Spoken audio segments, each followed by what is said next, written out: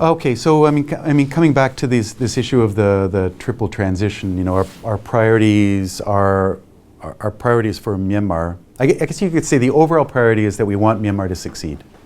We want a success story out of Myanmar because there are very few of these wonderful success stories in the world where a country is engaged in a transition and moving very fast in the right direction.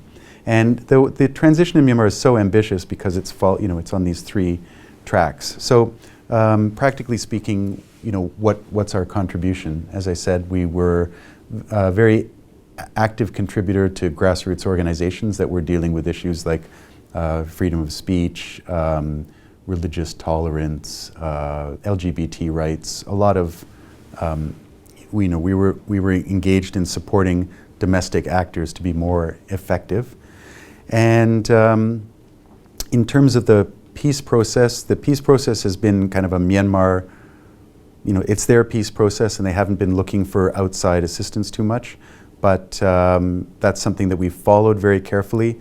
And if there is an opportunity for us to support it in some way, whether with technical know-how or we'd be ready to do that.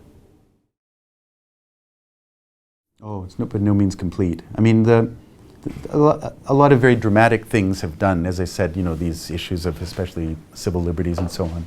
But, it takes time for even the civil liberties to percolate down to the local areas, and there's still tremendous problems in conflict areas with violence and impunity. And in terms of the peace process, it's fantastic that we've had this partial national ceasefire, that we have the Panglong process underway right now, but there's still fighting going on. I mean, there's very significant fighting happening in Kachin and Shan states, and lots of people internally displaced, and a lot of suffering. So the civil war is, or the conflict is far from over, but at least we can see a path. There really is something to be said for our potential role in helping Myanmar find a kind of a political system, a system of federalism that'll accommodate ethnic aspirations and attenuate ethnic grievances. That's really a key role for Canada over the next few years or a decade.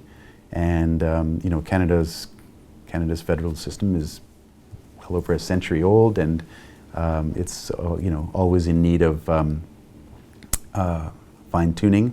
But that's an area where I think we have something to offer Myanmar, and Myanmar does look to Canada as a country that potentially could give them some help.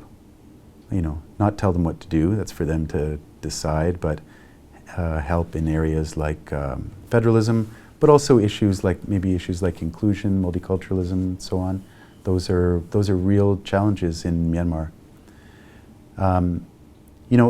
Every diplomat has his kind of challenge that you want to be able to say, my country and your country seem like they're different, but actually they have a lot in common.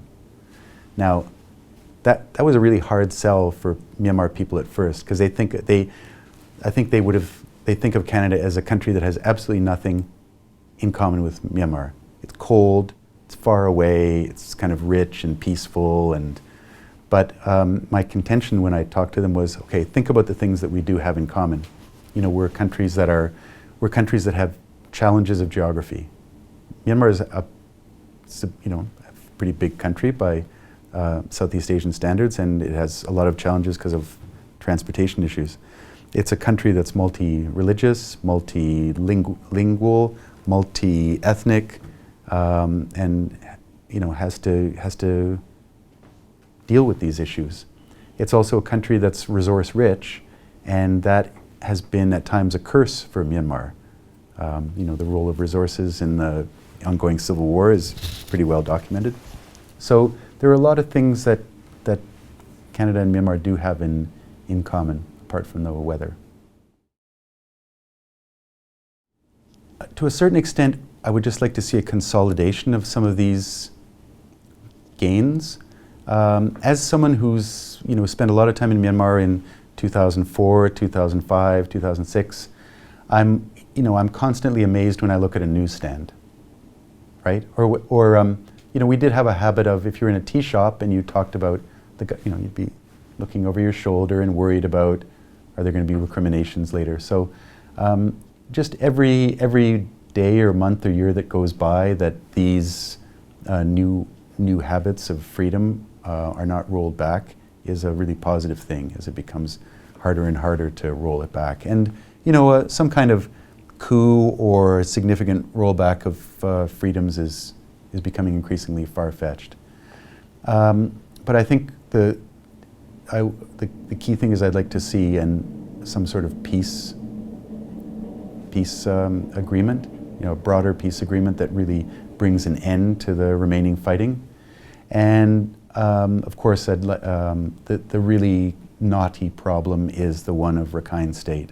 That seems very, very, very deep-rooted and to solve. I'm not sure what role foreigners have in that, because it's such a explosive situation there. But I mean, it's very tragic, and I'd like to see that fixed. But in terms of day-to-day life, I think there's a long honeymoon period ahead there's more of a honeymoon period ahead for this current government. But in the longer term, health and education and all of those day-to-day problems, those are things that I want to see improvement on.